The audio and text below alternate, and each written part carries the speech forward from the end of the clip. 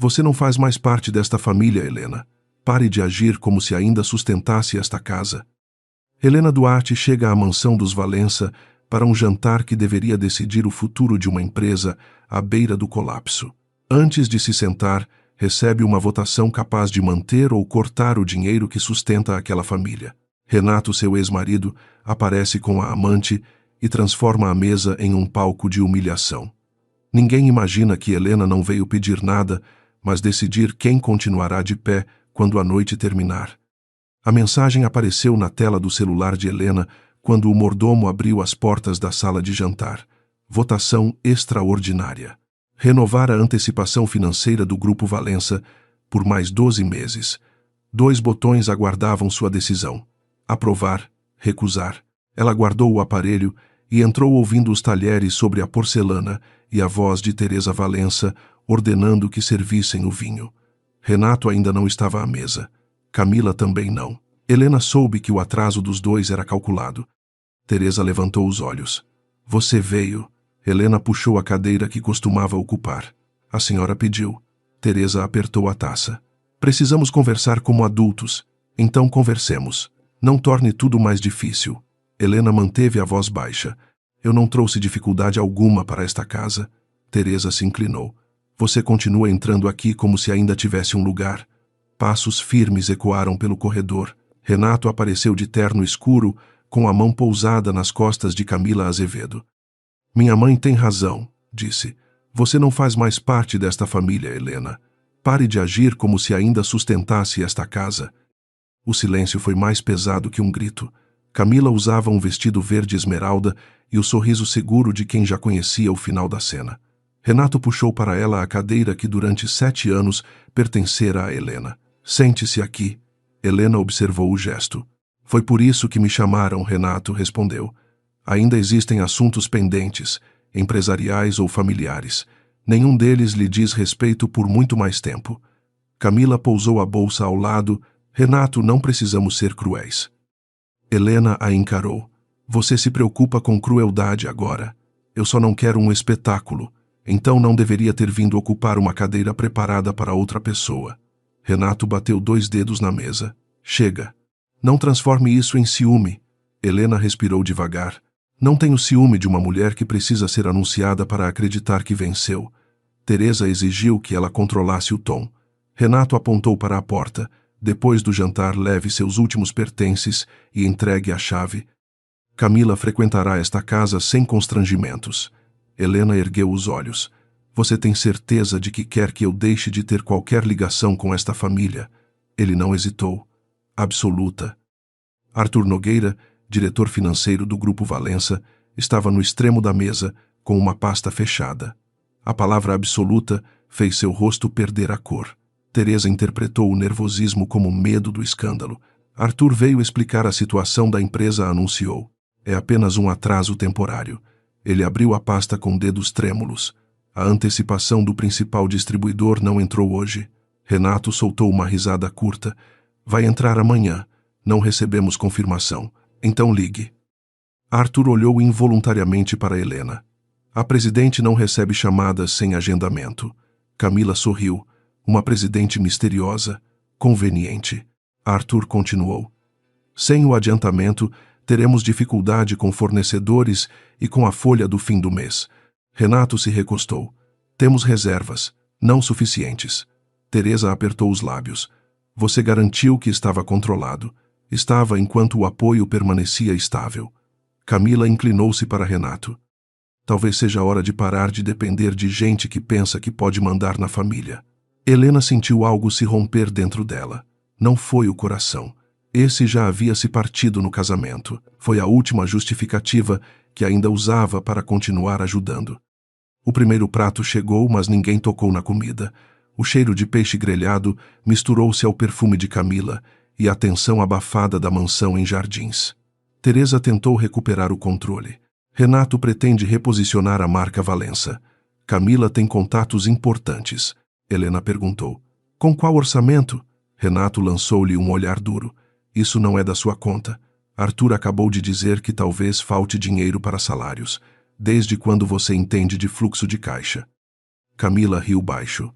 Helena apoiou os talheres. Desde antes de você perceber que existia um problema. Renato se irritou. Você administrava uma pequena consultoria. Não confunda isso com um grupo industrial. A pequena empresa havia se tornado Aurora Mercantil, uma rede presente em vários estados, mas Helena não o corrigiu. Durante o casamento, deixara Renato acreditar que seu trabalho era modesto, porque ele sempre estava cansado demais para ouvi-la. Teresa aproveitou a pausa. Depois do divórcio, você continuou ligando para Arthur e perguntando sobre contratos. Isso alimenta comentários. Havia compromissos em andamento. Compromissos que acabaram, declarou Renato. Camila estará ao meu lado daqui em diante. Helena procurou no rosto dele algum vestígio do homem que um dia esperava por ela acordado com café pronto. Não encontrou. Renato parecia mais preocupado em parecer poderoso do que em compreender o que acontecia.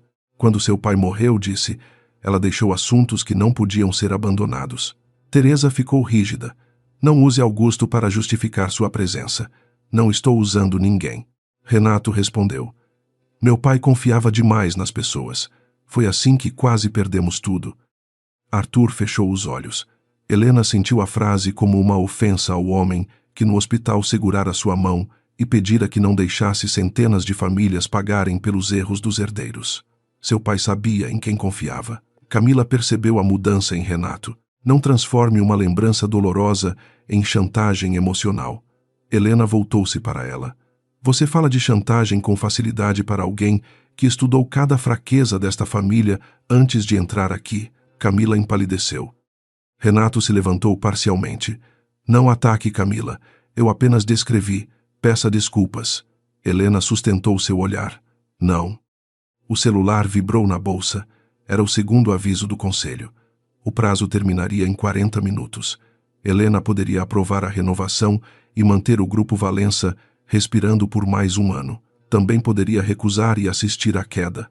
Durante meses preparara uma terceira saída, separar a produção das despesas pessoais da família, proteger trabalhadores e obrigar os Valença a responder por suas escolhas. Ainda não ativara o plano, porque esperava que Renato assumisse responsabilidade sem ser empurrado para o abismo. Aquela esperança agora parecia covardia. Teresa sinalizou ao mordomo para retirar o prato de Helena. Ele hesitou. Dona Helena ainda não terminou. Teresa o corrigiu, Senhora Duarte. O homem baixou a cabeça. Desculpe, Dona Helena. A deferência fez Camila estreitar os olhos. Helena consultou o telefone. Sua vice-presidente perguntava se a família havia sido informada sobre a condição de renovação. Ela digitou apenas, ainda não. Depois, guardou o aparelho. Vocês queriam discutir algo além da chave? Teresa respondeu. Queremos que assine uma declaração confirmando que não possui vínculo com o Grupo Valença nem fará reivindicações futuras. Arthur ergueu a cabeça. Teresa, isso exige revisão. Renato virou-se para ele. Por quê? Existem contratos relacionados, garantias indiretas e compromissos comerciais. Camila perguntou. Que compromissos? Arthur evitou responder. Renato empurrou uma pasta na direção de Helena. É simples. Você declara que não tem participação, influência ou interesse econômico na empresa da família. Helena leu a primeira página. O texto fora redigido para apagar qualquer possibilidade de interferência futura. Era exatamente o que Renato dizia querer. Se assinasse, poderiam usar a declaração contra a Aurora. Se recusasse, confirmaria a narrativa de que ainda se agarrava aos Valença. Ela fechou a pasta. Meu jurídico vai analisar. Camila cruzou os braços. Mais uma desculpa para continuar ligada a Renato. Helena virou o rosto lentamente. Você acredita mesmo que tudo gira em torno dele? Você veio à casa da família depois do divórcio. Fui convidada e não consegue ir embora. Helena levantou-se. Isso pode ser resolvido agora. A cadeira deslizou sobre o mármore. Helena retirou do chaveiro a pequena chave dourada da mansão e a colocou ao lado da taça de Teresa. Depois tirou da bolsa um envelope lacrado. Isto estava comigo desde a morte de Augusto. Teresa reconheceu a letra do marido. O que é? Uma carta para Renato. Eu deveria entregá-la quando ele estivesse pronto para assumir a verdade sobre a empresa. Renato pegou o envelope sem abri-lo. Quem decidiu que você podia me julgar seu pai? Camila tocou o braço dele. Ela está tentando controlar a noite. Helena olhou para o ex-marido. Você perguntou por que continuei envolvida depois do divórcio. A resposta está aí. Ele apertou o envelope. Não preciso de outra versão sua sobre meu pai. Helena assentiu. Então não leia. Teresa apontou para a porta. É melhor você ir. Arthur se levantou de súbito. Doutora Helena, preciso falar com a senhora. Renato franziu a testa. Doutor Arthur ficou imóvel. Helena o poupou. Amanhã, Arthur. Não aqui. O medo nos olhos dele confirmou que a máscara daquela família começava a rachar. Do lado de fora, o ar de São Paulo parecia mais leve. Helena atravessou o jardim, entrou no carro preto e pediu ao motorista que seguisse pela Avenida Paulista. Não chorou. Precisava ver a cidade em movimento antes de decidir algo que afetaria centenas de pessoas. Os faróis formavam filas intermináveis e os prédios brilhavam como se nenhuma empresa estivesse a um pagamento do colapso. O celular vibrou pela terceira vez, sem renovação. O Grupo Valença poderá interromper operações em até 60 dias. Recomenda-se ativar o plano de proteção de mão de obra elaborado pela presidência. Helena releu a frase. Não era vingança, era limite. Durante 2 anos, a Aurora comprara estoques antecipadamente, aceitara margens menores e garantira pagamentos para que o sobrenome Valença continuasse símbolo de solidez. Enquanto isso, os donos gastavam como se dinheiro fosse direito hereditário. Helena lembrou a frase de Renato. Pare de agir como se ainda sustentasse esta casa. Pela primeira vez admitiu que sustentava. Quando o carro parou diante da Aurora Mercantil, já passava das 10. Helena subiu pelo elevador privativo.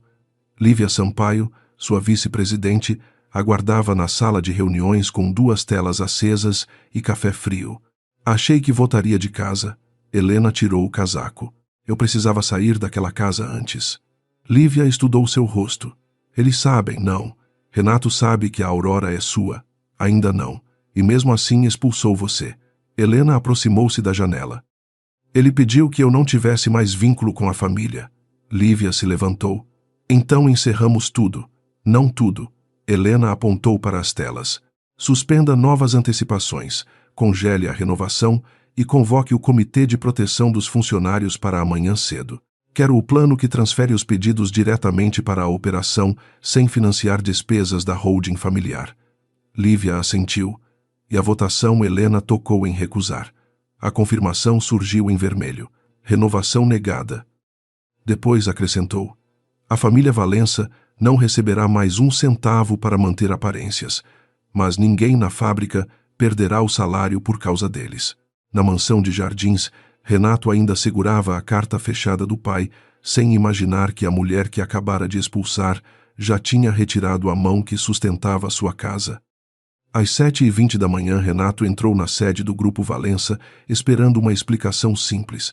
A recepção cheirava a café recém-passado, mas o terceiro andar já estava cheio de vozes baixas e portas fechando rápido demais. Arthur o aguardava na sala de reuniões com 3 planilhas abertas. A antecipação não caiu, disse antes que Renato se sentasse. Eu sei. Ligue de novo. Liguei 4 vezes. Então fale com outro diretor. Arthur passou a mão pelo rosto. Não existe outro diretor com autorização. Renato verificou as mensagens. Nenhuma resposta da Aurora Mercantil. Apenas uma notificação de Camila lembrando que a equipe de comunicação chegaria às 9 para apresentar a nova campanha. Quanto tempo temos? Arthur hesitou. Para manter tudo como está, poucos dias. Para pagar os fornecedores principais, talvez 1 semana. A folha vence no fim do mês. Renato o encarou como se a resposta fosse uma provocação. Você está exagerando. Arthur fechou uma das planilhas. Eu estava minimizando há meses. Na mansão de Jardins, Teresa tomava café diante da mesa, impecavelmente posta, quando Camila apareceu usando óculos escuros e um conjunto de alfaiataria. A chave deixada por Helena continuava sobre o aparador onde ninguém tivera coragem de removê-la. Renato já saiu, Teresa assentiu. A empresa precisa dele. Camila serviu-se sem pedir licença. A empresa precisa de uma nova narrativa. Crise assusta fornecedor, mas imagem de força atrai investidor. Teresa observou a jovem. Você garantiu que seus contatos conseguiriam crédito. Conseguem se Renato mostrar que não está sendo governado por fantasmas do casamento? Teresa pousou a xícara. Helena nunca governou nada aqui. Camila sorriu. Então por que Arthur quase correu atrás dela? Ontem Teresa se irritou, porque também notara o medo do diretor financeiro.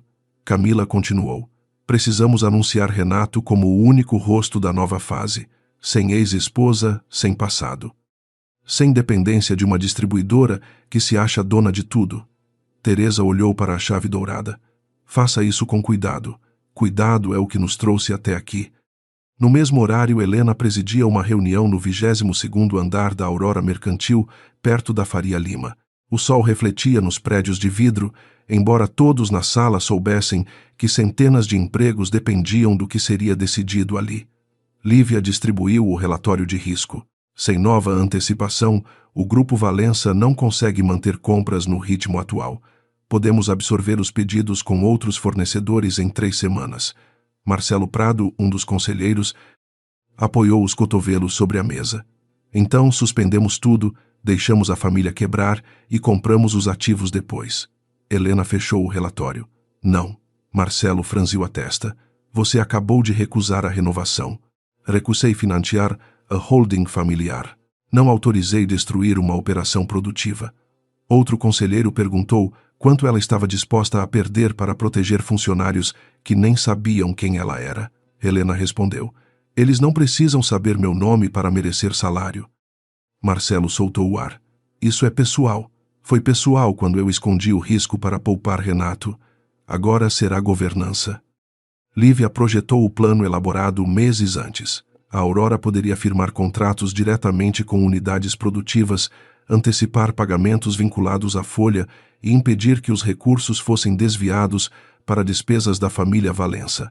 Em troca, exigiria auditoria, independente, redução de custos executivos e afastamento temporário de Renato das decisões financeiras. É duro, disse Lívia, mas preserva a fábrica. Helena permaneceu em silêncio. Na noite anterior, teria aprovado mais um ano de apoio sem impor condições. Ainda acreditava que proteger o legado de Augusto significava preservar também o orgulho dos filhos dele. Agora compreendia que uma coisa havia destruído a outra. Quero a lista completa dos funcionários fornecedores essenciais e contratos de distribuição, determinou, e nenhum contato com a imprensa. Marcelo perguntou se ela daria à família uma chance de negociar. Helena respondeu. A empresa sim, a família. Apenas a chance de aceitar consequências. Quando a reunião terminou, Lívia permaneceu. Você está bem. Helena olhou para a aliança que já não usava. Estou aprendendo que salvar alguém sem permitir que veja o próprio erro não é amor, é manutenção do erro. Às 9, Camila ocupou a cabeceira da sala de apresentações do Grupo Valença, como se já tivesse sido contratada oficialmente.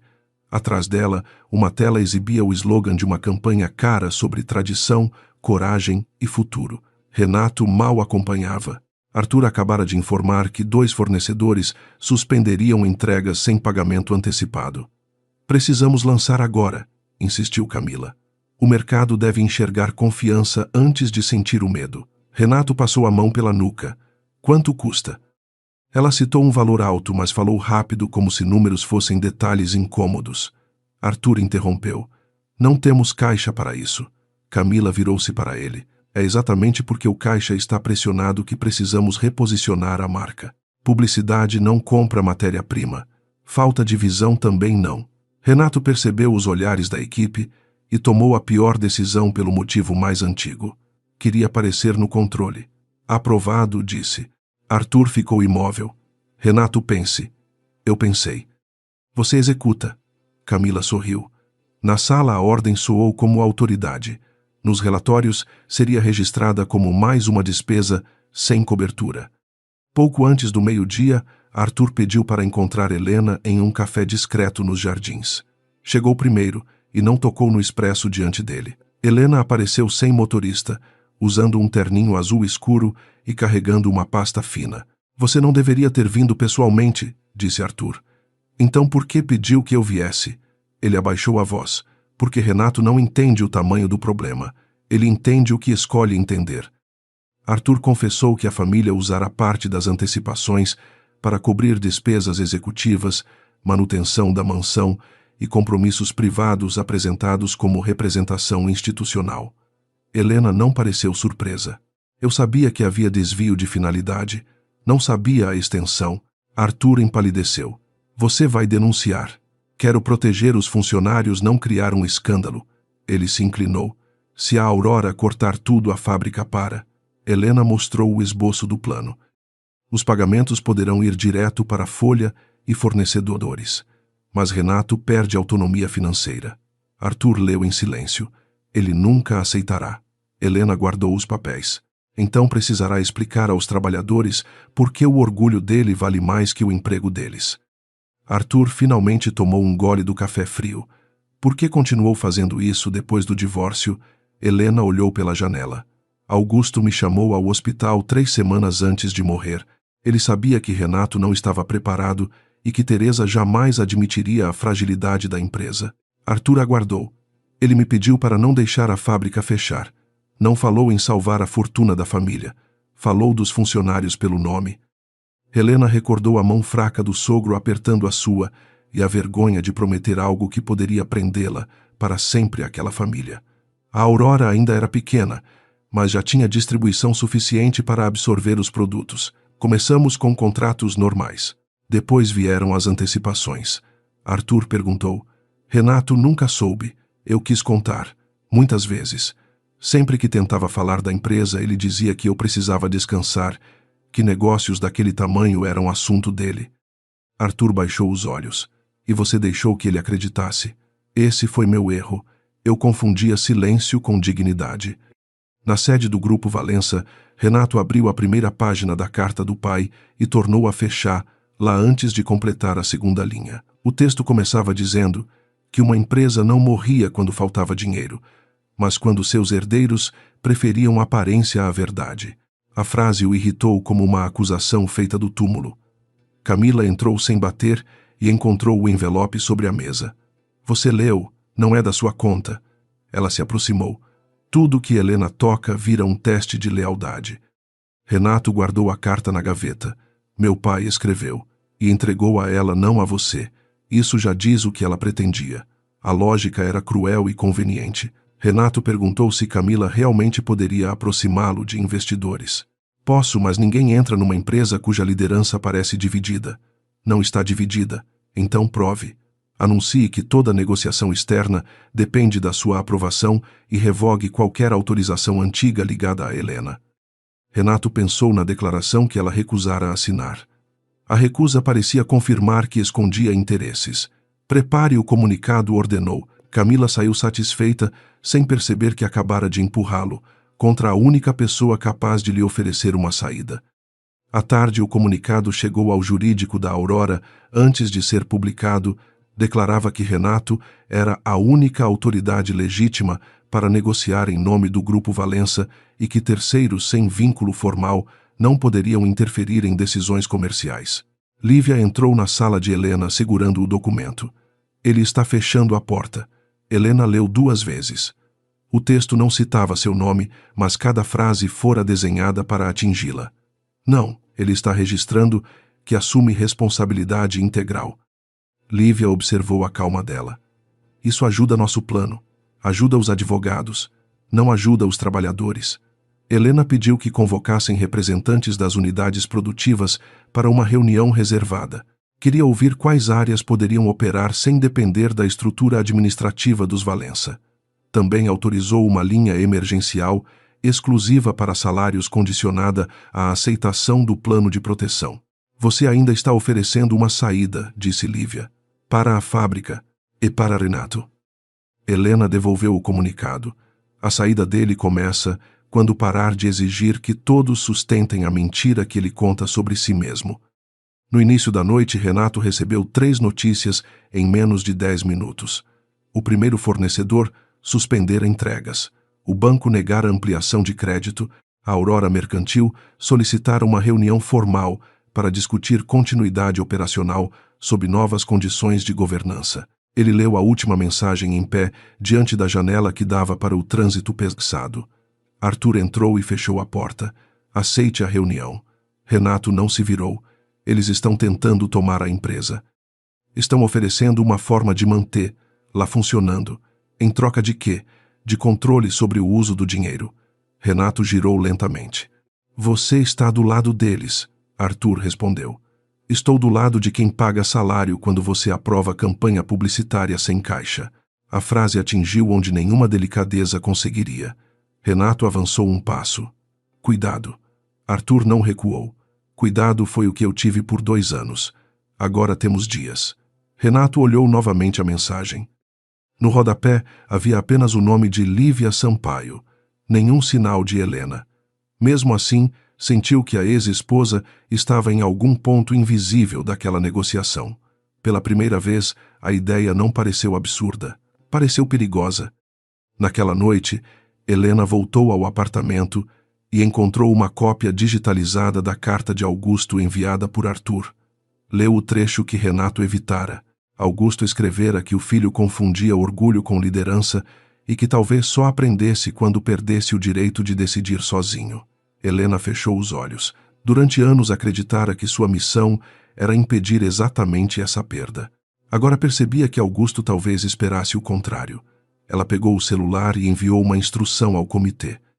Preparar proposta final. Pagamentos diretos à operação. Auditoria independente, suspensão de despesas da holding, afastamento de Renato das decisões financeiras enquanto durar a reestruturação. Lívia respondeu. Isso será visto como declaração de guerra. Helena caminhou até a janela. São Paulo brilhava abaixo dela imensa e indiferente. Não é guerra, digitou. É o fim do resgate sem condições. Na mansão, Teresa mandava substituir o lugar de Helena à mesa por um arranjo de flores. Na fábrica, centenas de pessoas terminavam o turno sem saber se voltariam na semana seguinte. E Renato, sozinho no escritório, finalmente abriu a carta do pai até o fim. Renato terminou de ler a carta do pai às 2h15 da manhã. A última página continha uma frase que o impediu de fechar os olhos pelo resto da noite. Se um dia Helena se afastar, não a acuse antes de perguntar quantas vezes ela ficou quando todos os outros já tinham desistido. Ele releu aquelas palavras até sentir raiva do papel do morto e de si mesmo. Pela manhã, porém, a raiva encontrou um alvo mais fácil. Camila apareceu no escritório com uma pasta de recortes digitais e disse que jornalistas já perguntavam por que a Aurora Mercantil havia interrompido as antecipações logo depois do jantar na mansão. Alguém está vazando a história, afirmou. Renato fechou a gaveta onde escondera a carta. Arthur, talvez. Mas Helena sabia da situação antes de todos. Camila colocou diante dele uma cópia de uma antiga carta de garantia assinada apenas com as iniciais HD. Ela sempre esteve envolvida. Renato reconheceu a assinatura. Onde conseguiu isso? Num arquivo de comunicação. Camila baixou a voz. Talvez sua ex-esposa não queira apenas vingança. Talvez queira levar a empresa até o ponto em que possa comprá-la. No interior de São Paulo, a unidade de produção iniciou o turno com metade dos caminhões esperados. O fornecedor de embalagens não entregara o material e o estoque de insumos duraria menos de 4 dias. Funcionários se reuniam perto das máquinas fingindo normalidade enquanto trocavam rumores. Alguns diziam que a família Valença venderia a fábrica. Outros acreditavam que os salários atrasariam. Célia Moura, gerente da unidade, havia 23 anos, ligou diretamente para Arthur. Preciso dizer alguma coisa às pessoas. Arthur respondeu que ainda negociavam. Negociar não é resposta, é o que tenho. Célia olhou para os rostos ao redor. O senhor sabe quantas famílias dependem disso? Arthur fechou os olhos. Sei. Do outro lado da linha, uma sirene anunciou a parada de uma das máquinas.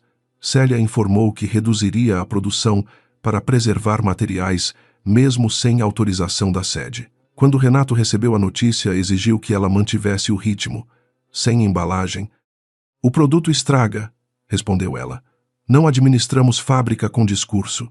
Renato desligou furioso, mas a frase permaneceu com ele durante toda a manhã. Camila convocou uma pequena equipe de relações públicas para agir antes que a crise se tornasse pública. Sua estratégia era simples: apresentar Renato como vítima de uma disputa pessoal e Helena como a ex-esposa incapaz de aceitar o fim do casamento. Não precisamos acusar, Lá diretamente explicou. Basta sugerir que decisões comerciais foram contaminadas por ressentimento. Uma assessora perguntou se havia provas. Camila deslizou a carta de garantia pela mesa. Há sinais de interferência. Renato permaneceu junto à janela olhando a cidade. A carta do pai estava na gaveta. A assinatura de Helena estava diante dele.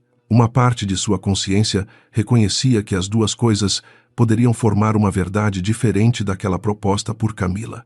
Mesmo assim, a versão da amante oferecia alívio. Se Helena agia por ressentimento, ele ainda era o centro da história. Se ela realmente sustentara a empresa, então ele nunca estivera no controle. Preparem uma declaração, ordenou. Nada de ataques pessoais. Camila sorriu. Claro, mas sua equipe já sabia que uma insinuação bem colocada podia ferir mais do que uma acusação aberta. Helena recebeu o primeiro alerta de Lívia pouco depois das 11.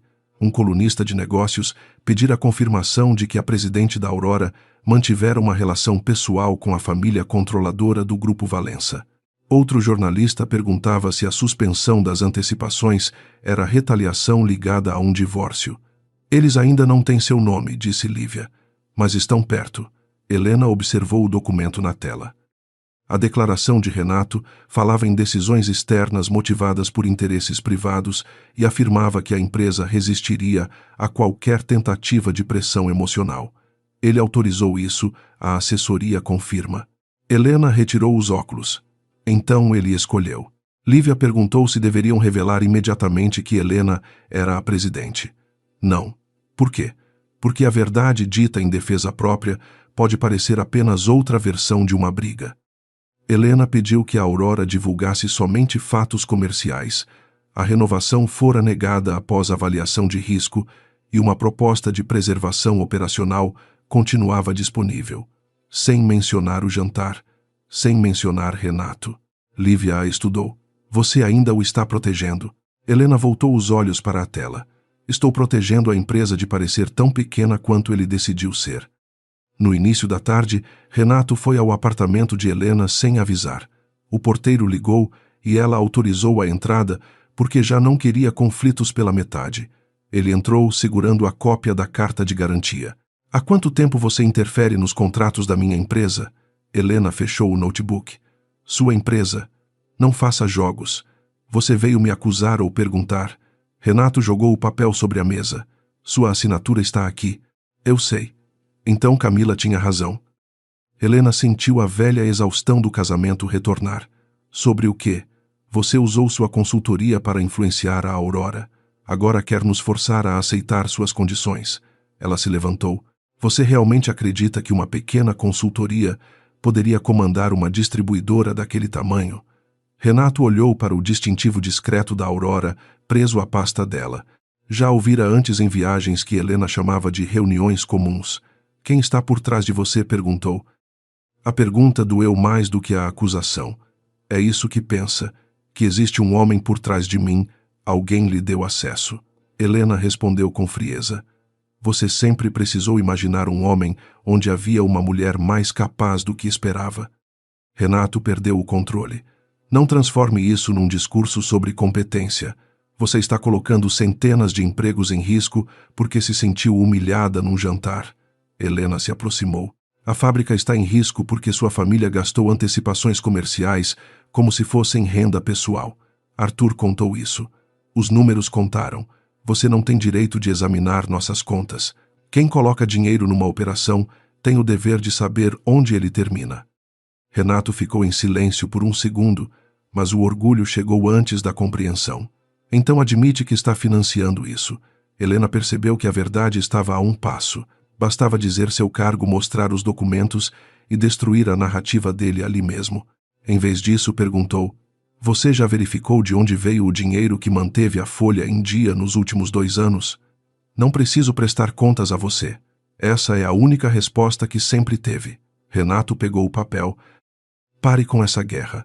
Eu ofereci uma proposta para salvar a operação em troca de me afastar, em troca de impedir que você continue confundindo o caixa da empresa com o patrimônio da família.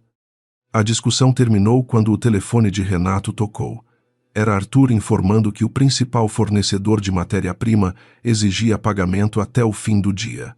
Renato recusou a ligação e encarou Helena. Se a fábrica parar, todos saberão que foi você. Ela manteve a voz baixa. Se a fábrica parar, será porque você prefere procurar um culpado a aceitar uma solução. Ele saiu batendo a porta. Helena permaneceu imóvel até ouvir o elevador fechar. Só então apoiou as mãos na mesa. Lívia, que aguardava numa sala ao lado, entrou devagar. Ele não sabe. Helena respirou fundo. Não quer saber.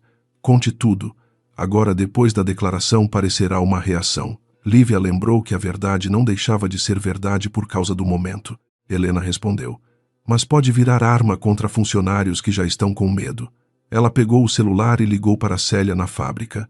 Pela primeira vez, falou diretamente com a gerente e explicou que a Aurora preparava pagamentos vinculados aos salários.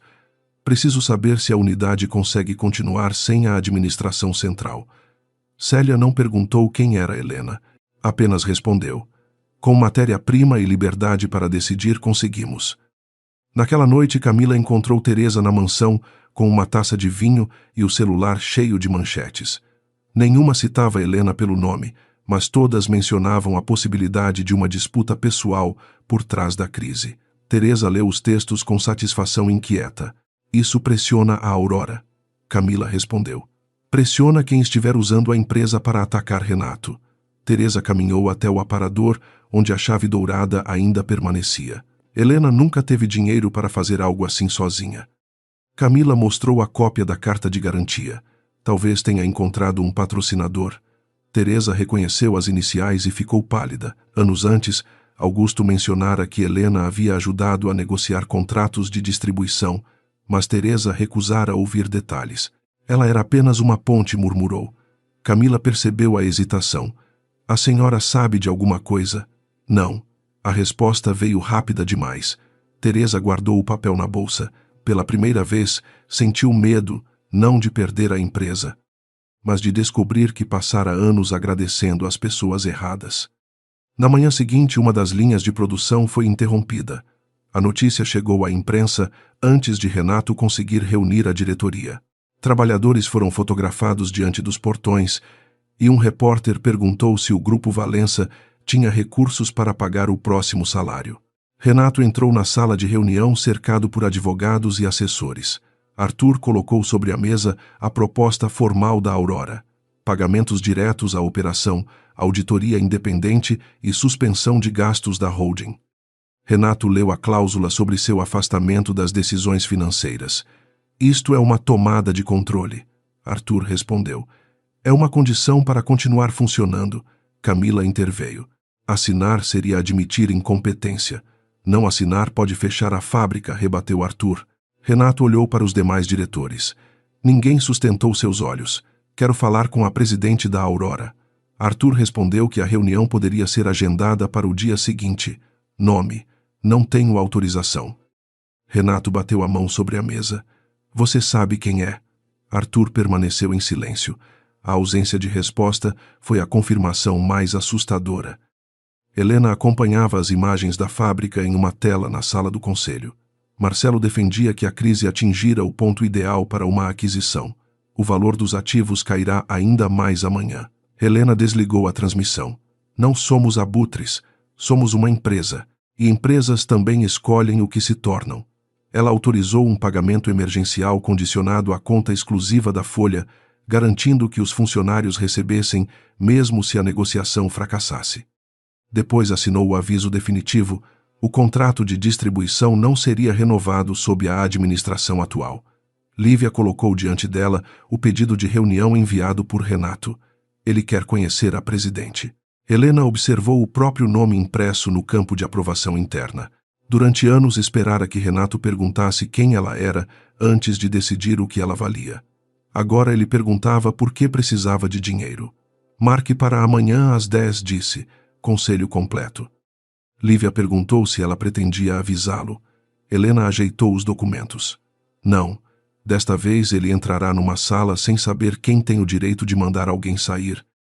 Às 10 em ponto, Renato entrou na sede da Aurora Mercantil, acompanhado por Teresa Camila Arthur e 2 advogados. O corredor de vidro parecia silencioso demais para uma empresa que controlava contratos em vários estados. Nenhum quadro exibia fotografias da presidente. Nenhuma placa trazia seu nome. Camila olhava tudo com atenção, procurando sinais do investidor que, em sua imaginação, financiava Helena. Teresa mantinha a bolsa presa ao corpo, escondendo a cópia da garantia assinada com as iniciais H. De Renato caminhava à frente, mas a carta do pai pesava no bolso interno do paletó. Na recepção da sala do conselho, Lívia Sampaio os recebeu com cortesia fria. A presidente chegará em instantes. Renato respondeu que não esperaria muito. Lívia abriu a porta dupla. Ela também não. Quando entraram, conselheiros já ocupavam os 2 lados da mesa. Arthur parou primeiro. Na cabeceira, diante de uma pasta azul escura e do selo da Aurora Mercantil, Helena levantou os olhos. Não usava a expressão da mulher expulsa da mansão. Usava a calma de quem havia convocado todos ali. Renato não se sentou. Durante alguns segundos, apenas a respiração de Teresa quebrou o silêncio. Camila soltou uma risada curta, como se aquilo fosse uma encenação mal planejada. Onde está a presidente de verdade? Helena fechou a pasta. Você está olhando para ela. Um dos advogados consultou Lívia, esperando uma correção que não veio. Na tela atrás da cabeceira, apareceu o registro institucional da Aurora Mercantil, com Helena Duarte, identificada como fundadora, presidente do conselho e controladora da holding. Teresa segurou a borda da cadeira. Renato leu cada linha, mas o significado parecia recusar entrada. Isso é impossível, Helena respondeu. É apenas uma informação que você nunca se interessou em conhecer. Camila apontou para a tela. Ela pode ter comprado participação recentemente. Lívia deslizou outro documento sobre a mesa. A data de constituição era anterior aos anos mais difíceis do Grupo Valença. Havia atas, aportes e assinaturas. Renato reconheceu o mesmo traço visto nas garantias. Helena não era uma intermediária. Não havia homem escondido atrás dela. A pessoa que ele acusara de interferir em sua empresa era quem decidia se ela continuaria respirando. Helena iniciou a apresentação sem elevar a voz. Mostrou os primeiros contratos firmados após a morte de Augusto, quando a Aurora ainda precisava dos produtos. Valença, tanto quanto a família precisava de distribuição. Depois vieram as antecipações, os estoques comprados antes da produção e as linhas emergenciais vinculadas à folha. Em 2 anos, a Aurora havia transferido recursos suficientes para impedir 3 interrupções de fábrica. Nenhum valor foi doação, explicou. Todos tinham finalidade comercial. O problema é que a holding familiar passou a tratar antecipações operacionais como se fossem patrimônio pessoal. Na tela surgiram despesas com carros, manutenção da mansão, viagens apresentadas como representação e contratos de imagem sem retorno comprovado. Teresa protestou. Esses gastos preservavam o nome da família. Helena respondeu. O nome não produz, não embala e não paga salário. Renato olhou para Arthur. Você sabia? O diretor financeiro sustentou seu olhar. Eu sabia que a Aurora nos mantinha vivos. Descobri quem era a presidente depois do 2º acordo emergencial. E não me contou. Tentei explicar a origem do dinheiro. Você preferiu ouvir que estava tudo sob controle. Camila se recuperou primeiro. Mesmo que seja presidente, isso não prova que agiu de boa fé. Ela esperou a empresa ficar fraca para impor condições. Helena abriu uma nova pasta. Em 3 ocasiões, tive direito contratual de converter créditos em participação. Recusei nas 3. Os documentos circularam pela mesa. Os valores ofereciam à Aurora uma posição dominante por preço baixo, mas Helena assinara renúncias expressas. Um conselheiro confirmou que ela enfrentara oposição interna por isso. Eu não queria a empresa da família Valença, disse Helena. Queria que ela aprendesse a sobreviver sem consumir tudo ao redor. Camila pegou uma das folhas e procurou falhas. Então, por que esconder seu nome, Helena? A encarou. No início, para evitar conflito dentro do casamento. Depois, porque Renato transformava qualquer êxito meu em ameaça. Por fim, porque eu tinha vergonha de admitir que continuava salvando pessoas que me tratavam como intrusa. Renato baixou os olhos. A frase não soou como triunfo, Soou como diagnóstico. Naquele momento ele compreendeu que a força dela não nascera naquela manhã, apenas deixara de ser escondida. Teresa retirou da bolsa a cópia da carta de garantia.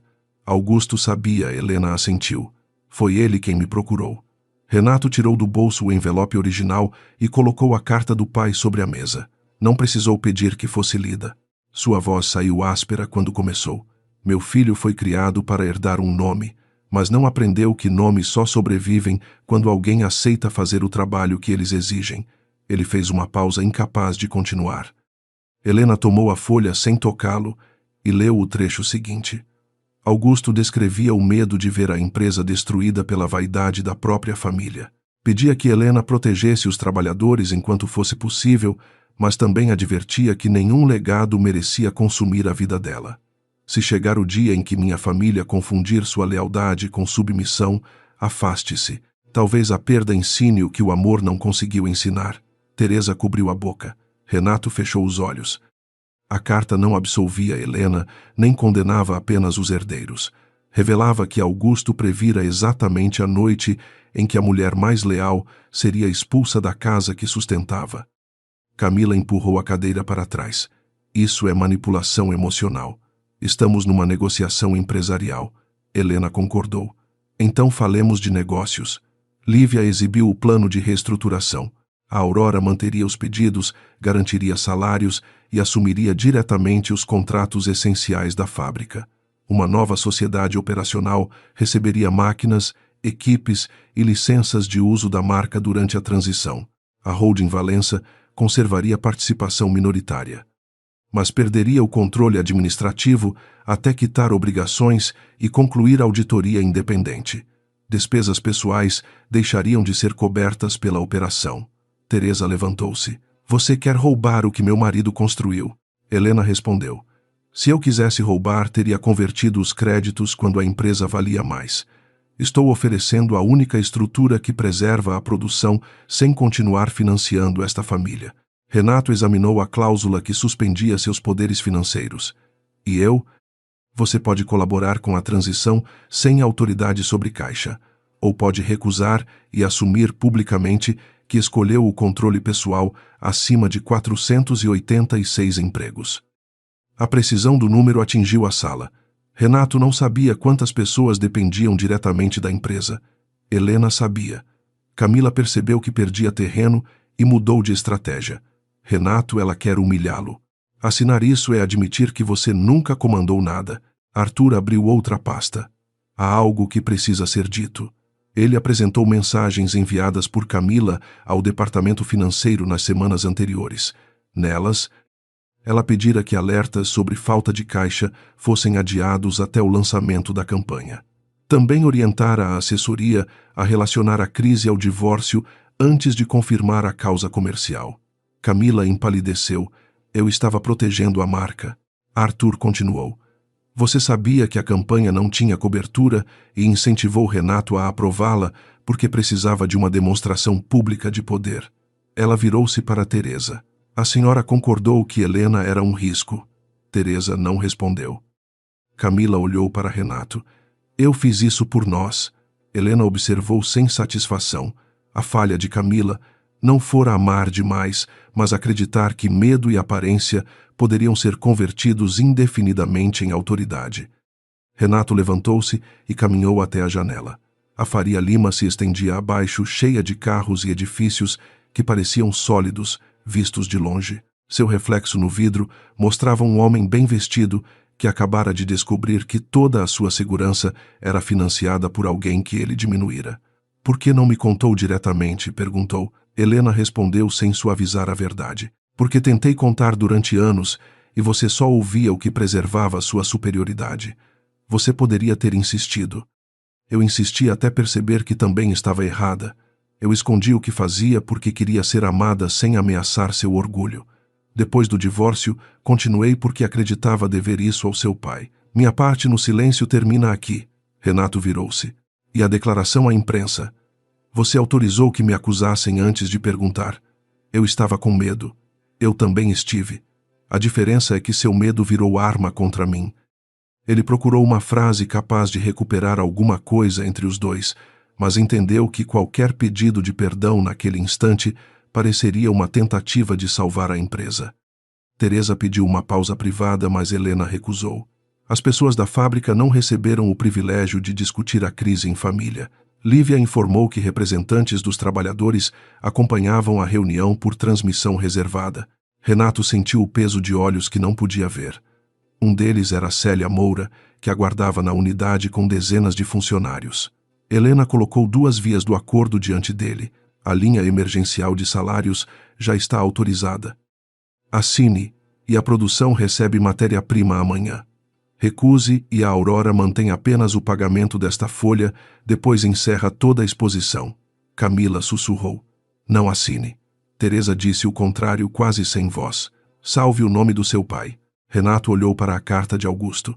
Pela primeira vez percebeu que salvar o nome talvez exigisse perder o direito de usá-lo como escudo. Pegou a caneta. Quero uma cláusula garantindo que nenhum funcionário será demitido por causa desta transição. Helena respondeu. Ela já está na página 17. Ele encontrou a cláusula, leu e assinou. Depois acrescentou sua concordância com o afastamento imediato. A transmissão foi encerrada antes que as reações da fábrica chegassem à sala. Camila recolheu a bolsa e anunciou que seus advogados contestariam as mensagens.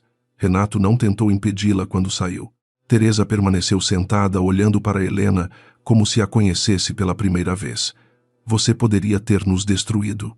Helena respondeu. Eu poderia ter parado de ajudar muito antes.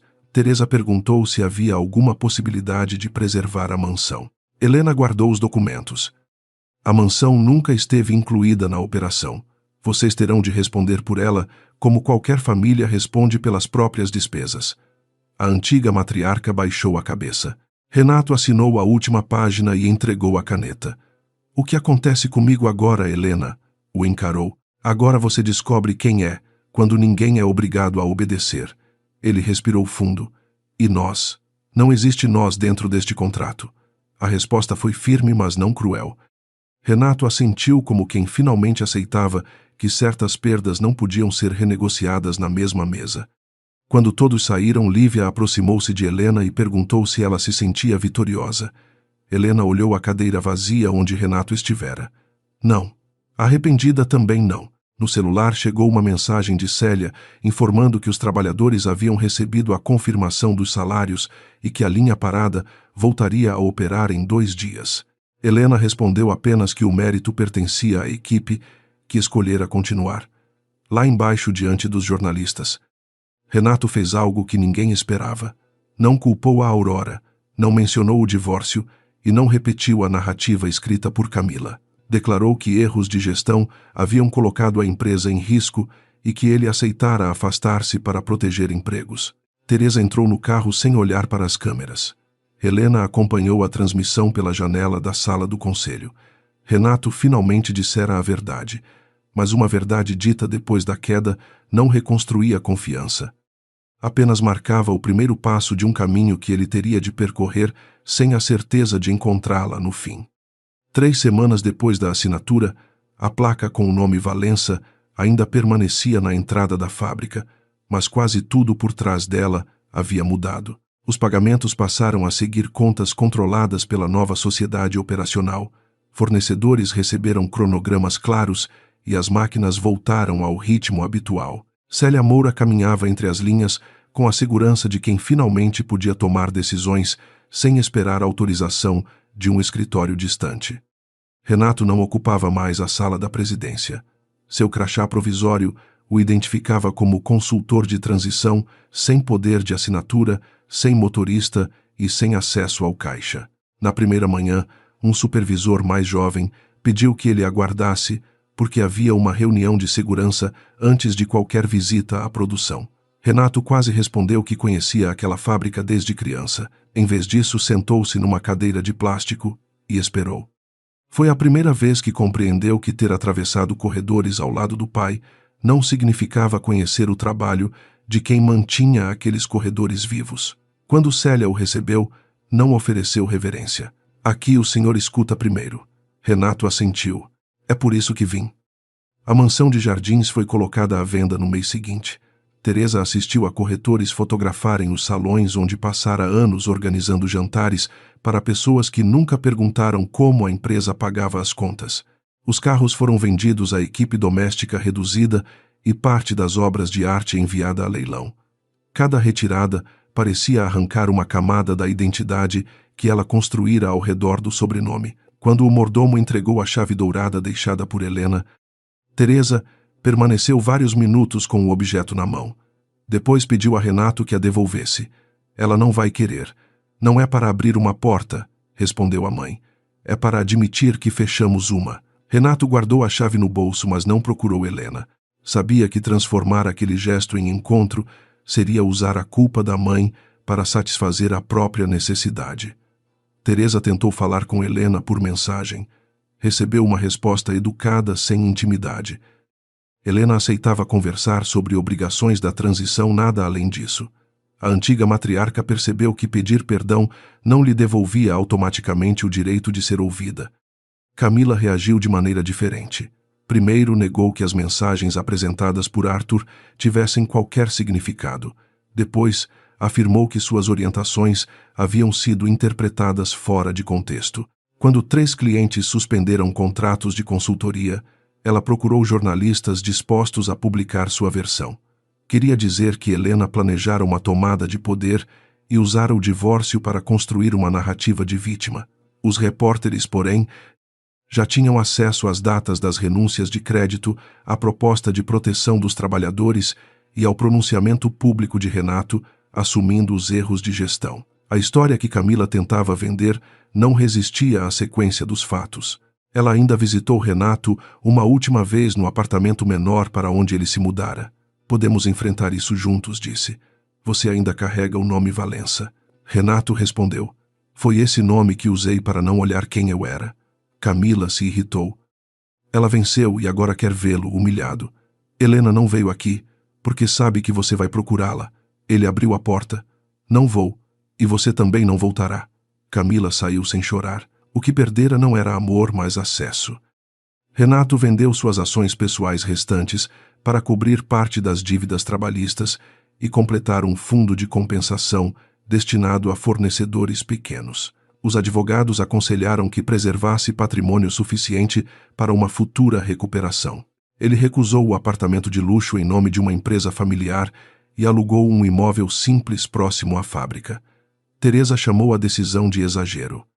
Mas ele respondeu que não poderia pedir sacrifício a pessoas que ganhavam em um ano o que ele gastara numa viagem. Durante os primeiros meses, Renato trabalhou na revisão de processos logísticos. Não decidia nada sozinho. Preparava relatórios que Célia podia devolver com anotações duras e assistia a reuniões em que antigos subordinados corrigiam suas conclusões. Certa tarde, um operador chamado Joel explicou que a redução de custos aprovada por Renato no ano anterior havia eliminado uma pausa necessária e aumentado acidentes leves. Renato procurou uma justificativa, mas não encontrou nenhuma que não soasse covarde. Eu não sabia. Joel respondeu. O senhor não perguntou. A frase era simples. Também era a mesma verdade que Helena tentara lhe dizer durante o casamento inteiro.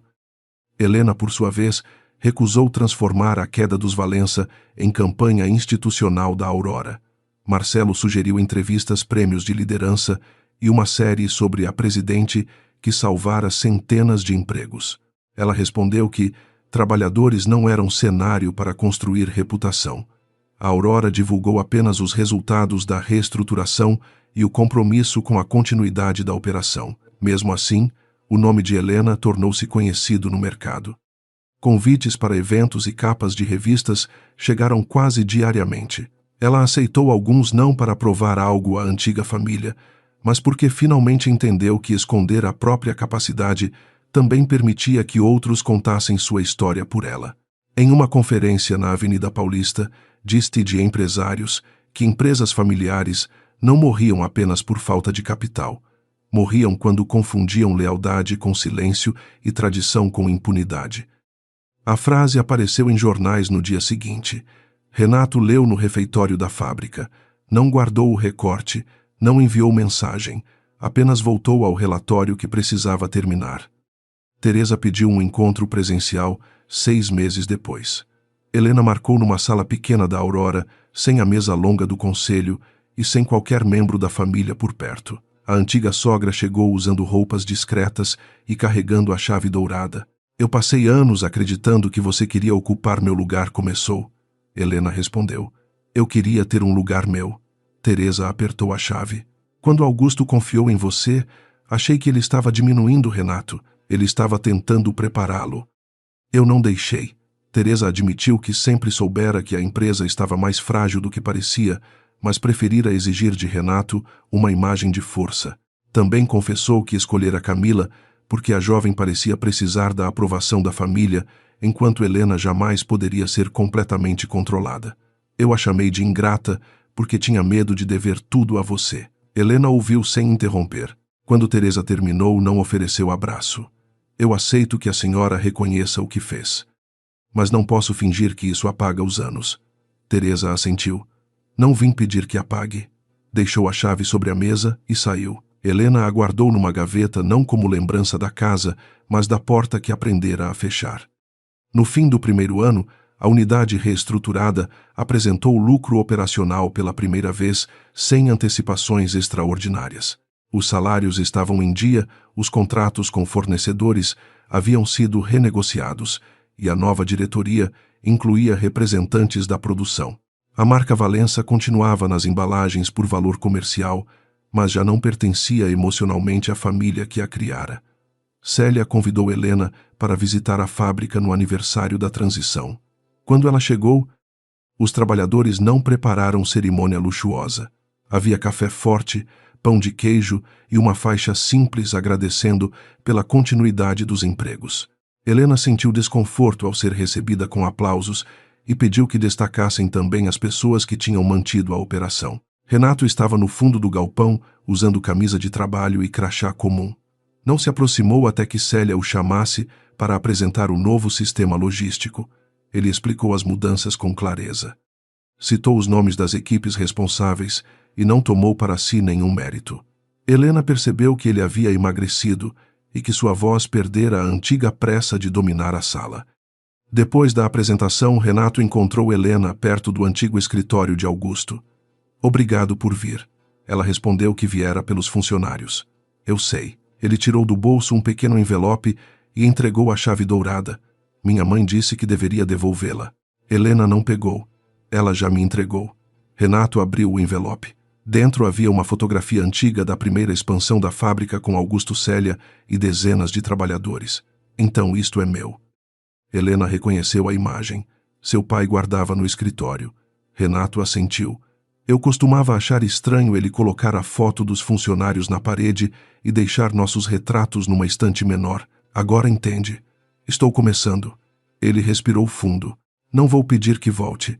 Também não vou dizer que mudei como se um ano apagasse o que fiz. Só queria que soubesse que parei de esperar que alguém me devolvesse a vida que eu mesmo destruí. Helena observou seu rosto. Pela primeira vez, não encontrou exigência escondida nas palavras. Ainda assim, respondeu, você não perdeu apenas uma vida, perdeu minha confiança. Renato baixou os olhos. Eu sei. Antes de partir, Helena caminhou sozinha pelo galpão. As máquinas em funcionamento produziam um ruído constante, quase tranquilizador. Durante anos, acreditara que manter aquela fábrica viva era uma dívida com Augusto. Agora via que sua promessa não terminava na sobrevivência do negócio, mas na libertação de todos de um sistema construído sobre aparências. Ela também fora libertada. Não precisava mais ser a mulher invisível que sustentava uma família em segredo. Na saída, Célia lhe entregou um pacote de café produzido por uma cooperativa fornecedora. Renato sugeriu substituir o fornecedor antigo por eles. Preço justo e contrato estável. Helena sorriu. Foi uma boa decisão. Célia respondeu. Ele perguntou antes de decidir. A frase acompanhou Helena durante a viagem de volta a São Paulo. Não era prova de redenção completa. Era apenas um gesto pequeno. Mas mudanças verdadeiras talvez fossem feitas assim longe das câmeras. Repetidas até deixarem de parecer exceção. 2 meses depois, Renato enviou uma mensagem curta. Não havia pedido de ajuda, confissão dramática ou referência ao casamento. Estarei em São Paulo na sexta para uma reunião de fornecedores. Gostaria de tomar um café. Se você preferir não responder, vou entender. Helena leu à noite diante das luzes da cidade, esperou até a manhã seguinte e respondeu com o nome de um café pequeno, distante da mansão da Aurora e de qualquer lugar onde um deles tivesse exercido poder sobre o outro. Na sexta-feira, Renato já estava sentado quando ela chegou. Levantou-se, mas não puxou a cadeira como se ainda soubesse onde ela deveria se sentar. Obrigado por vir. Helena colocou a bolsa ao lado. Isto não significa que voltamos. Eu sei. Também não significa que perdoei tudo. Eu sei. O garçom trouxe 2 cafés. Renato perguntou sobre o trabalho dela e escutou a resposta inteira. Depois, Helena perguntou sobre a fábrica, pela primeira vez. A conversa entre eles não era uma disputa por quem tinha razão, nem uma tentativa de salvar uma família, uma empresa ou um nome. Eram apenas 2 pessoas diante da possibilidade de começar a conhecer quem o outro realmente era. Helena não prometeu ficar, mas quando terminou o café, também não se levantou imediatamente. 18 meses depois daquele primeiro café, Helena ainda não chamava Renato de namorado. Também não o apresentava como ex-marido quando alguém os encontrava juntos. Entre os dois, existia uma relação sem nome construída por encontros espaçados, conversas difíceis e silêncios que já não serviam para esconder verdades. Renato nunca aparecia sem avisar. Não enviava flores depois de uma discussão, nem tentava comprar perdão com presentes caros. Quando errava, dizia onde havia errado. Quando Helena precisava de espaço, ele não transformava distância em punição. Pareciam gestos pequenos, mas eram justamente os gestos pequenos que haviam destruído o casamento. Por isso, também precisavam ser pequenos os primeiros tijolos da reconstrução. Numa manhã de terça-feira, Helena recebeu um convite para o aniversário de 2 anos da nova operação da fábrica. O evento terminaria com um jantar comunitário no antigo refeitório reformado pelos próprios funcionários. O nome de Renato não aparecia como anfitrião. O convite fora assinado por Célia pela Comissão dos Trabalhadores e pelo Conselho Administrativo. Ainda assim, Helena soube que ele estaria lá. Ficou alguns minutos olhando a mensagem antes de responder que compareceria.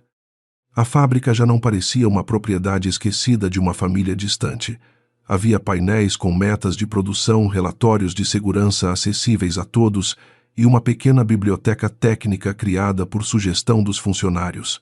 Na entrada, o antigo retrato individual de Augusto fora substituído pela fotografia da primeira equipe que trabalhara ao lado dele. O fundador continuava no centro, mas não estava sozinho. Quando Helena chegou, encontrou Célia orientando os últimos preparativos e Renato carregando caixas de louça para o refeitório. Ele usava uma camisa simples, sem paletó, e não interrompeu o que fazia para recebê-la, como se sua presença fosse um prêmio. Terminou de guardar as caixas, limpou as mãos e só então se aproximou. Você veio, Helena respondeu. Eu confirmei que viria. Ele sorriu discretamente. Estou aprendendo a acreditar no que você diz, em vez de procurar um significado escondido.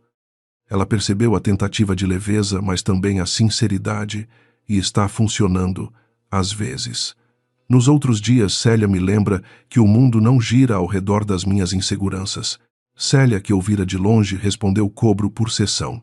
Os 3 riram, e Helena sentiu algo raro. Não nostalgia. Tranquilidade. O jantar seria realizado em mesas longas, sem cabeceira. A decisão fora dos trabalhadores.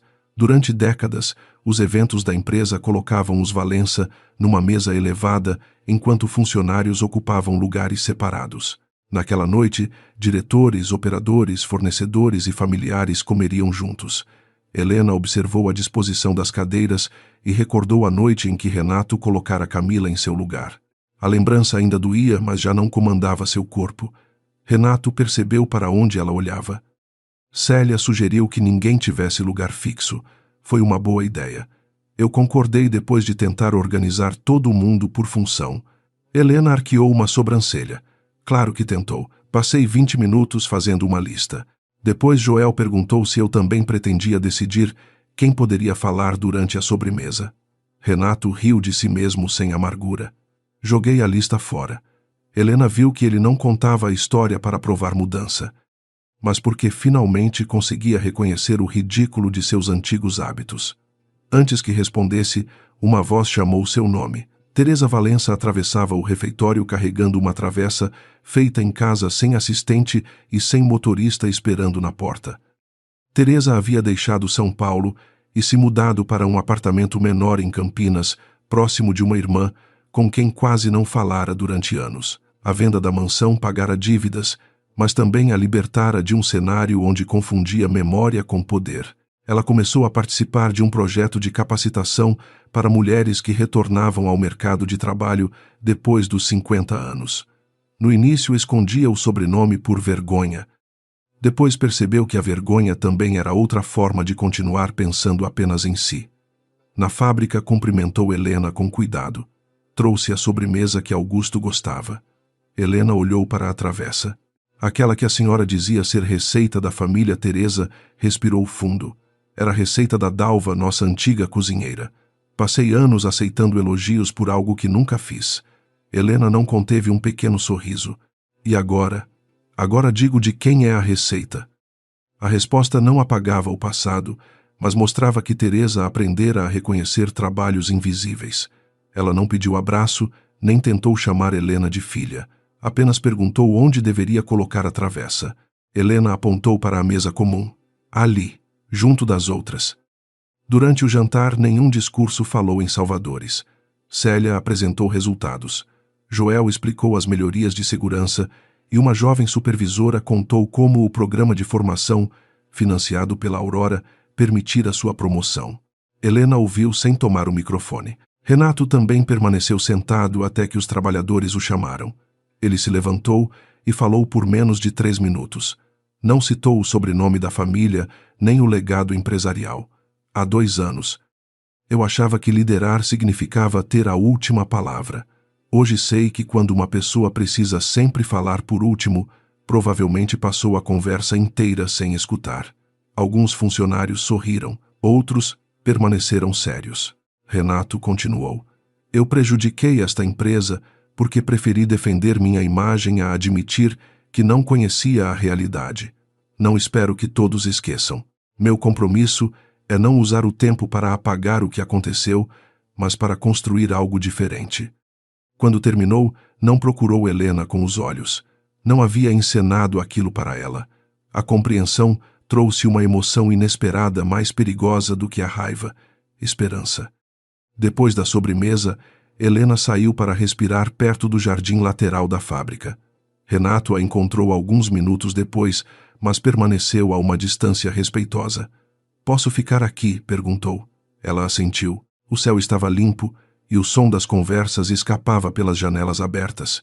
Você falou bem, disse Helena. Eu ensaiei 10 versões. Todas pareciam uma tentativa de conseguir aplauso, e o que mudou? Célia mandou apagar tudo e escrever apenas o que eu teria coragem de repetir, olhando para quem foi prejudicado. Helena cruzou os braços. Ela continua cobrando caro pelas sessões. Renato sorriu, mas logo ficou sério. Recebi uma proposta para voltar a São Paulo. Uma empresa de logística quer me contratar como diretor. Helena não escondeu a surpresa. Você vai aceitar? Ainda não sei. O cargo é bom, mas tenho medo de gostar demais de voltar a mandar. Ela o observou. O antigo Renato teria anunciado a proposta como vitória. Aquele homem falava dela como risco. Ter medo não significa que precise fugir. E aceitar não significa que estou pronto. Helena respondeu. Então, descubra por que quer o cargo antes de decidir se merece ocupá-lo. Renato permaneceu em silêncio. Eu queria perguntar outra coisa. Helena esperou. Não sobre voltar a morar juntos, não sobre casamento. Ele respirou escolhendo as palavras. Quero saber se existe algum futuro em que você consiga confiar em mim sem precisar vigiar cada gesto. Helena olhou para as luzes da fábrica. Existe diferença entre confiar e esquecer. Eu não quero que esqueça. Às vezes, quando você demora a responder, uma parte de mim ainda pensa que está escolhendo outra pessoa para me humilhar. Renato abaixou a cabeça. E quando você fica em silêncio, uma parte de mim ainda teme que esteja decidindo algo que vai mudar minha vida sem me contar. Ela voltou-se para ele. Essas partes não desaparecerão porque estamos nos comportando melhor. Eu sei. Então talvez o futuro não seja um lugar onde não temos medo. Talvez seja um lugar onde dizemos o que o medo está tentando nos fazer acreditar. Renato assentiu. Eu consigo tentar. Helena corrigiu. Nós conseguimos tentar, mas tentar não é prometer resultado. Quando voltaram ao refeitório, restavam poucas pessoas. Teresa conversava com duas funcionárias mais velhas sobre o projeto de capacitação. Célia guardava documentos e Joel empilhava cadeiras. No centro da mesa havia 2 lugares vazios lado a lado. Renato parou antes de se sentar. Você prefere ficar em outro lugar? Helena entendeu o peso da pergunta. Anos antes ele escolhera sua cadeira sem consultá-la. Agora devolvia a escolha. Ela puxou uma das cadeiras e se sentou. Renato ocupou a outra apenas depois. Não havia câmeras. Ninguém prestava atenção. Mesmo assim, aquele gesto significava mais que qualquer pedido público de perdão. Teresa trouxe 2 xícaras de café e perguntou se poderia juntar-se a eles. Helena apontou para a cadeira em frente. A antiga sogra sentou-se sem controlar a conversa. Por alguns minutos, falaram sobre o evento, a produção e a receita de Dalva. Não eram novamente uma família. Talvez nunca fossem no sentido antigo. Mas estavam reunidos numa mesa onde ninguém precisava diminuir outra pessoa para provar que pertencia. Na semana seguinte, Renato recusou o cargo de diretor e propôs à empresa contratante começar como gerente de projeto com avaliação independente depois de 6 meses. O conselho aceitou com surpresa. Quando contou a Helena, ela perguntou se reduzira o cargo por medo. Em parte, mas também porque quero aprender a entrar numa empresa sem acreditar que o título já prova minha capacidade. Helena não o elogiou como se ele fosse uma criança recompensada por fazer o mínimo. Perguntou quais seriam suas responsabilidades, como funcionaria a equipe e quais limites de decisão teria. Renato respondeu a tudo. Pela primeira vez, os dois conversaram sobre trabalho como iguais. No fim do encontro, ele lhe entregou uma pequena caixa. Helena hesitou. Não é um anel, esclareceu. Dentro havia uma chave comum, do meu apartamento novo, não para você se mudar, nem para aparecer sem avisar. Ela o encarou. Então, para quê? Porque quero que tenha acesso à minha vida. Mas não obrigação de entrar. Helena fechou a caixa. Ainda não sei se quero essa chave. Pode devolver. Ela guardou-a na bolsa. Também posso decidir depois. Meses mais tarde, Helena abriu a porta daquele apartamento pela primeira vez. Avisou antes. Renato preparava o jantar e quase queimou o molho ao ouvi-la entrar. Não havia empregados, mesa formal ou lugares definidos. Sobre o balcão estavam 2 taças diferentes, pratos simples e uma pilha de documentos que ele retirou rapidamente. Eu ia organizar. Helena colocou a bolsa numa cadeira. Não precisa transformar a casa num palco porque eu cheguei. Renato desligou o fogo. Ainda faço isso às vezes. Eu sei. Ele perguntou onde ela queria se sentar. Helena olhou para a pequena mesa redonda junto à janela. Não havia cabeceira. Escolheu uma cadeira e esperou. Renato sentou-se diante dela, não ao lado, deixando espaço suficiente para que ambos se vissem por inteiro. Naquela noite, não falaram sobre o casamento que perderam. Conversaram sobre o trabalho, o projeto de Teresa, os planos da fábrica e uma viagem que Helena desejava fazer sozinha. Renato não perguntou por que precisava ir sem ele. Apenas pediu que contasse como imaginava o lugar. Quando o jantar terminou, Helena ajudou a recolher os pratos. Renato tentou impedir. Você é convidada. Eu comi também. Os dois dividiram a tarefa, esbarrando uma vez diante da pia. Ele pediu desculpas e ela riu. Era uma cena comum, quase insignificante. Para eles, era uma espécie de milagre construído sem grandiosidade. Antes de ir embora, Helena colocou a chave sobre o balcão.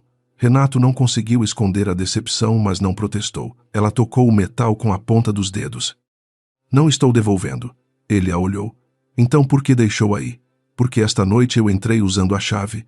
Agora quero saber se posso voltar sem precisar provar que tenho direito. Renato compreendeu.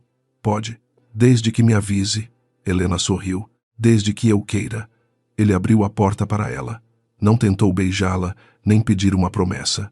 Helena deu 2 passos pelo corredor, parou e voltou. Beijou-o com delicadeza, sem urgência, como quem não entregava uma vida inteira. Apenas aquele momento. Depois foi embora. Renato permaneceu à porta até o elevador fechar. Não interpretou o beijo como perdão completo, reconciliação definitiva ou garantia de futuro. Era somente uma escolha feita por Helena, livre de dívida, medo ou obrigação, e justamente por isso valia mais do que todas as vezes em que ela ficara, porque acreditava precisar salvar alguém. Dentro do elevador, Helena tocou os lábios e respirou fundo. Ainda existiam cicatrizes, existiam dias em que lembraria a humilhação, a cadeira ocupada por Camila e a facilidade com que Renato acreditara no pior sobre ela. Mas agora havia outra memória. Uma mesa redonda, um homem que perguntara onde ela queria se sentar e uma porta pela qual podia entrar ou sair sem perder a si mesma. Helena não sabia se voltariam a se casar. Não precisava saber. Pela primeira vez, o amor entre eles não era um contrato silencioso de sacrifício. Era uma possibilidade. E possibilidades só permaneciam bonitas quando ninguém era obrigado a aceitá-las. Esta história foi criada como um drama de entretenimento sobre traição, poder familiar, dinheiro e uma grande virada de posição. O elemento mais chamativo é a descoberta de que a mulher tratada como dependente era, na verdade, a presidente da empresa que sustentava toda a família do ex-marido. Essa revelação oferece ao público a satisfação emocional de ver uma personagem injustiçada recuperar sua voz e impor consequências reais a quem a humilhou. No entanto, a mensagem educativa não está apenas na riqueza ou no cargo de Helena. A história fala sobre o trabalho invisível realizado por muitas mulheres dentro de relacionamentos, famílias e empresas. Helena não era respeitada enquanto seus esforços permaneciam escondidos. O problema não era somente Renato desconhecer seu cargo, mas ter escolhido nunca perguntar quem ela realmente era. A narrativa mostra que amor sem respeito pode transformar cuidado em exploração e silêncio em autorização para que o abuso continue. Outro tema central é a diferença entre vingança e limite. Helena tinha poder para destruir a empresa, mas decidiu proteger os trabalhadores e cortar apenas os privilégios da família que usava o dinheiro de forma irresponsável. Dessa maneira, a história ensina que uma reação justa não precisa atingir pessoas inocentes. Ser forte não significa causar o máximo de sofrimento, mas saber exatamente onde interromper uma relação prejudicial. A trajetória de Renato também transmite uma mensagem importante. Arrependimento. Verdadeiro não é ajoelhar, chorar ou fazer uma declaração romântica. Ele precisa aceitar a perda de poder, ouvir quem antes ignorava trabalhar sem privilégios e respeitar o direito de Helena de não voltar. A segunda chance não é uma recompensa automática para quem pede desculpas. Ela só pode existir quando há mudança contínua, responsabilidade e liberdade para a pessoa ferida dizer não. Por isso, esta é uma história educativa e de entretenimento sobre dignidade, limites, liderança, responsável e reconstrução da confiança. Ela lembra que ninguém deve esconder sua luz para proteger o orgulho de quem diz amar. Também mostra que uma família, um casamento ou uma empresa não se sustenta apenas com dinheiro. Sustenta-se com verdade, respeito e a coragem de escutar antes que a pessoa que carregava tudo decida finalmente soltar o peso.